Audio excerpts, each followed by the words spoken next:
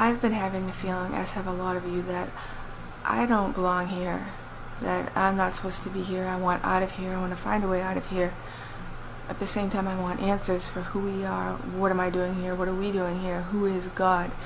What's the nature of our reality? And what's going on with the controllers who have all of us under their control, the Illuminati, the elites of the world? And why do we let them control us? Why do we live in a world that's filled with war, perpetual war, starvation, everything repeating over and over and over again in cycles?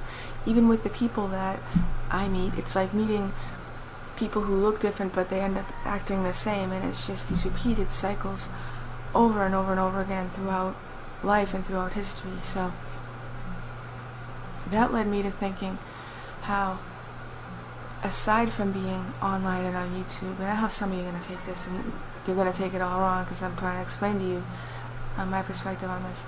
Aside from being on YouTube and online, I feel like I almost don't exist. Like, you all recognize me as real.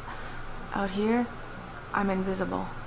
I'm invisible. I see one person, hardly ever see anyone else. When I do, they usually don't notice I'm there.